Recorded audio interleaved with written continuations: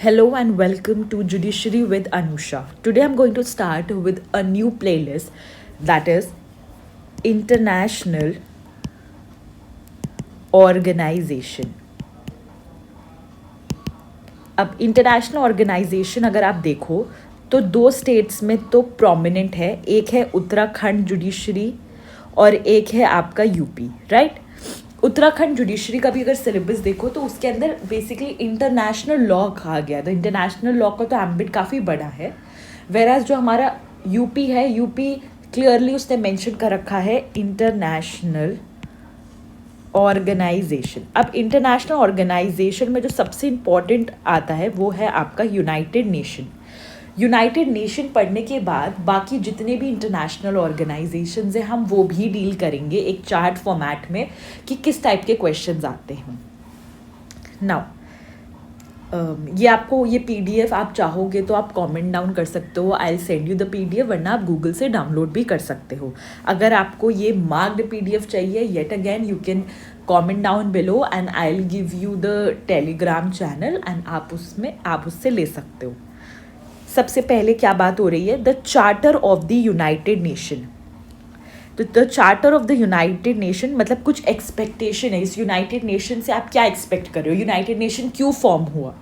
सी एक इसकी historical background है। जब मैंने प्रीवियस ईयर पेपर देखा तो मैंने प्रीवियस ईयर पेपर में देखा कि हिस्टोरिकल बैकग्राउंड से अभी क्वेश्चंस नहीं पूछे गए हैं। येट अगेन अगर हम कोई भी टॉपिक पढ़ते हैं तो हमें उसका हिस्टोरिकल डेवलपमेंट पता होना चाहिए। So I will talk about the historical aspect letter in letter series. आज हम स्टार्ट करते हैं उसके चार्टर से। So we the people of the United Nation determine to save succeeding, मतलब ये बेसिकली यूनाइटेड नेशन क्यों बना गया, आप ये कह सकते हो कि जो फ्यूचर जनरेशन है उनको हम ये वॉर से बचाया जाए, क्योंकि ऑलरेडी 2 टाइम वॉर हो चुकी है, अब फर्दर कोई वॉर ना हो, उसकी ऑब्जेक्टिव से यूनाइटेड नेशन ऑर्गेनाइजेशन फॉर्म हुआ है। लोगों में एक फेथ लेकर आए, reaffirm the faith of fundamental human right, कि चाहे कुछ भी हो, चाहे वॉर सिचुएशन आ जाए, जो कोई सिचुएशन आ जाए, बट एक फंडामेंटल ह्यूमन राइट है ना, उसके ऊपर कुछ नहीं है। Everyone should keep in mind कि एक फंडामेंटल ह्यूमन राइट पे सबका विश्वास होना चाहिए। कीपिंग इन द माइंड, आगे आप इंटरनेशनल लॉ में ह्यूमैनिटेरियन लॉ भी पढ़ते हो, राइट। अब to establish condition under which justice and respect for the obligation arising from the treaties, और लोगों में जो भी स्टेट्स होंगी जो एक आपस में ट्रीटी साइन करेंगी, उनको उन ट्रीटी से justice and respect for the obligation arising from the treaties and other sources of international law can be maintain, कि ऐसी condition United Nation Organisation establish करेगा कि अगर कोई भी पीस ट्रीटी या कोई भी ट्रीटी अगर कोई 2 स्टेट्स आपस में करते हैं तो उस ट्रीटी के लिए एक ऑब्लिगेशन है कि आपको रिस्पेक्ट और एक जस्टिस का। Now to promote so and keep, ये आपका जैसे ये फर्स्ट, सेकेंड, थर्ड, फोर्थ, कि एक सोशल प्रोग्रेस के लिए कि better standard of life in larger freedom, ये 4 चीज़ें ये लेकर चलता है, ये ऑब्जेक्टिव लेकर यूनाइटेड नेशन ऑर्गेनाइजेशन चलता है। इसके लिए ये क्या करेगा, ये तो इसने ऑब्जेक्टिव बता दिए। ऑब्जेक्टिव तो एवरीबडी कैन नरेट कि ये ऑब्जेक्टिव है ये, बट आप इसको कैसे अकम्प्लिश करोगे वो बता रहे हैं। इस practice tolerance and live together in peace, unite our strength to maintain international peace and security, principles and the institution of method that armed force shall not be used, कि कॉमन इंटरेस्ट को बचाए रखेंगे, employ international machinery for the promotion of the economic and social advancement of all people। देखिए ये international organisation mostly question इसी से पूछे जाते हैं। कुछ क्वेश्चंस आपके करंट अफेयर से पूछ लिए गए अगर न्यूज़ में है, और बाकी जो इंपॉर्टेंट इंटरनेशनल ऑर्गेनाइजेशन उनके हेडक्वार्टर्स या इंडिया मेंबर है या नहीं, या इस बार थीम क्या थी या कहाँ पर इस बार हुआ था, ये सब पूछा जाता है, राइट। लोग हमेशा इंटरनेशनल ऑर्गेनाइजेशन को लास्ट डेज में रख देते हैं, बट इट्स बेटर कि आप इसको कंप्लीट करके रखो, क्योंकि आपको 10 से 20 मार्क्स मिल रहे हैं, तो it is very important. Charter से कभी कोई क्वेश्चन आया, एज फर आई नो अभी तक तो कोई क्वेश्चन नहीं आया, बट इसकी एक अंडरस्टैंडिंग इंपॉर्टेंट है कि आप इसको समझ पाओ। अगर कोई क्वेश्चन आ रहा है, आपकी एक अंडरस्टैंडिंग है इंटरनेशनल यूनाइटेड नेशन को लेकर, तो आप इसको फर्दर टिक कर सकते हो, क्योंकि अब प्रीलिम्स के क्वेश्चंस ना डायरेक्ट नहीं आ रहे हैं, कुछ समझने पे भी है कि आप उसकी ऑब्जेक्टिविटी समझ पाओ, आपको पता होना चाहिए। Now we moving to a very very important aspect. देखिए, मैंने मेरा ये सब हाईलाइट करने का और ये इनको बॉक्सेस में बनाने का, it's not for the purpose कि ये फैंसी लगे, बट फॉर द पर्पज़ कि ये आपको हाईलाइट, आपको पता चले इंपॉर्टेंट है। क्योंकि अगर आप यूपी जुडिशरी देखोगे तो UP judiciary match the following बहुत देता है। यूपी जुडिशरी को अगर आपको बाकी जुडिशरी सेपरेट करना है तो आप इसी बेसिस पे कर सकते हो कि वो अपना सेक्शन, आर्टिकल्स, इन सब की मैचिंग पे बहुत ज़्यादा क्वेश्चंस देता है। तो ये आ सकता है कि आर्टिकल 1 में क्या दे रखा है, तो आर्टिकल 1 में पर्पसेस एंड प्रिंसिपल्स दे रखे हैं। All those who are new to this channel या all those who are new to this subject also, आपको घबराने की ज़रूरत नहीं कि सारे आर्टिकल्स याद करने पड़ेंगे। There are so many articles, नहीं, सिर्फ इंपॉर्टेंट करने पड़ते हैं। और this not in the case of international organisation, but कोई भी सब्जेक्ट ले लो ना, चाहे जितने भी सेक्शंस, आर्टिकल्स, जो सिर्फ इंपॉर्टेंट ही पढ़ने होते हैं और वो आपको फर्स्ट सेकेंड रीडिंग में समझ में आने लगते हैं।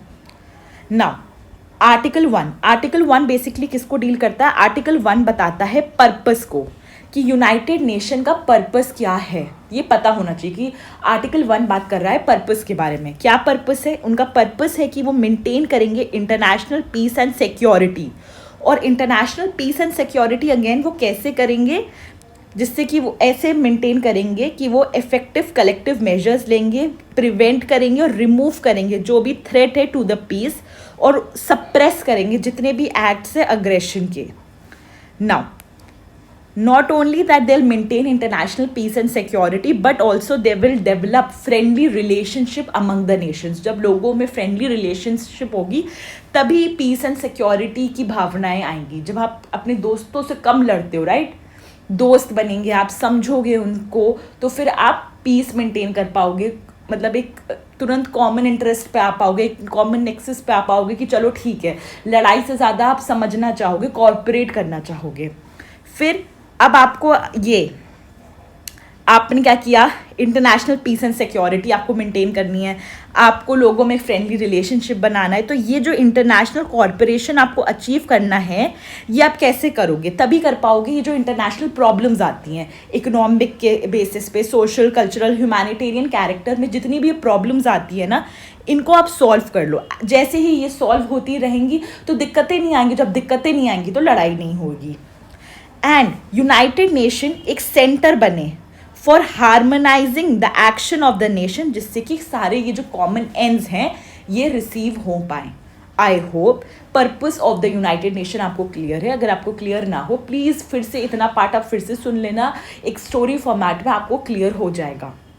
नाउ आर्टिकल 2 डील करता है प्रिंसिपल्स पे, वेरी इंपॉर्टेंट। अगेन आर्टिकल 1 बात करता है पर्पस, आर्टिकल 2 बात करता है प्रिंसिपल। अब बहुत इंपॉर्टेंट है, मतलब ये इंपॉर्टेंट है, इससे क्वेश्चन आता है कि आर्टिकल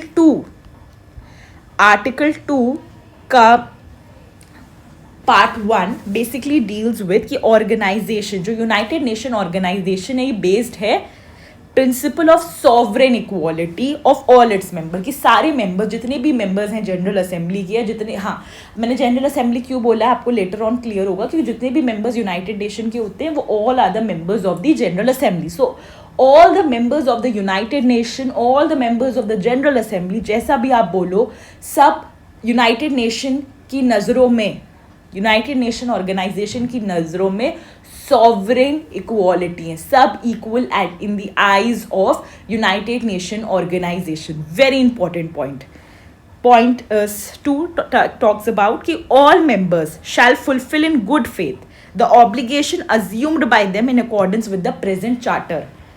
ये चार्टर पढ़ना क्यों इंपॉर्टेंट था? क्योंकि चार्टर में जो ये पॉइंट्स लिखे हैं, राइट, चार्टर में ये जो पॉइंट्स लिखे हैं कि आपको लड़ाई नहीं करनी है, आपको ये नहीं करना है, आपको मेंटेन करना है international peace and security, practice करना है थोड़ा टॉलरेंस, जिससे कि सब साथ में रह पाए, ये सारी चीज़ें जो भी मेंबर्स हैं उनको ये करना पड़ेगा गुड फेथ में। एंड यही एक ग्राउंड है अगर हमें मेंबर्स को ऐड करना है। अभी लेटर ऑन ऐसे ही आप कनेक्टिविटी से पढ़ोगे, जब एक बार आप रीडिंग कर लेते हो ना, उसके बाद आप उसको कनेक्ट कर पाते हो, लिंकिंग जिसको कहते हैं। All members shall settle their, जितना को देखिए अब ऐसा ज़रूरी तो है नहीं कि कोई लड़ाई नहीं होगी, तो अगर कोई भी इंटरनेशनल डिस्प्यूट होता है ना, पहले आप क्या कोशिश करोगे, पीसफुल मीन से सेटल करो। अब और जब आप पीसफुल मीन से करोगे तो आपको रिफ्रेन करना पड़ेगा ना थ्रेट, यूज ऑफ फोर्स, कैसे, अगेंस्ट द टेरिटोरियल इंटेग्रिटी या उनकी political independence of any state. Now all members shell give the United nation, जितने भी मेंबर्स हैं उनको यूनाइटेड नेशन को असिस्टेंस देनी पड़ेगी in any action is taken in accordance with the present charter. अगर असिस्टेंस चाहिए होगी, देनी होगी, तो आपको कहते हैं ना where there is a right there is a duty. अगर आपको कोई राइट दे रहा है यूनाइटेड नेशन ऑर्गेनाइजेशन, तो आपकी ड्यूटी है कि आप उन्हें हेल्प भी करो। फिर अब ये एक इंपॉर्टेंट पॉइंट है, इसलिए मैंने इसको डिफरेंट कलर से हाईलाइट किया। See this is the importance, ये सब आप भी कर सकते हो, बस ये है कि आपको यहाँ पर ईजिली अवेलेबल हो रहा है। ये एक पॉइंट अलग है कि ये यूनाइटेड नेशन ऑर्गेनाइजेशन डील कर रहा है कि that states which are not the member of United Nation Organisation, उनको भी इन प्रिंसिपल्स को फॉलो करना पड़ेगा। मतलब ये नहीं कर सकते हो ना आप कि अगर आप मेंबर नहीं हो तो आप नॉन ह्यूमैनिटेरियन चीज़ें करो, राइट? आप क्या कहते हैं, ह्यूमन राइट को फॉलो ना करो। And the seventh, very very important section, you can say part, that nothing contained in the present charter shall authorize the United Nation to intervene in matters which are essentially within the domestic jurisdiction of any state. So basically you can say कि article 2 का part 7 और article 2 clause 7 basically talks about कि United Nation organisation का domestic matters पे कोई भी control नहीं होगा। Article 2 clause 6 basically deals with all those who are not the member of the United Nation organization also will have to keep up with the principle। ऐसे आपको revise करना है। ये मैं बहुत शॉर्ट वीडियोस बना रही हूँ जिससे कि आप इसको मतलब रिवाइज कर पाओ। ज़्यादा से ज़्यादा 10 to 12 क्लासेस में इंटरनेशनल ऑर्गेनाइजेशन ख़त्म हो जाएगा। But I hope I am keeping this short clips with this only with an intent कि आपको ये क्लियर हो जाए कि इसके बियॉन्ड कुछ नहीं आएगा, जो भी आता है इससे ही आता है, तो इसी से पढ़ा रहे हैं, right? Thank you and stay tuned for further chapters.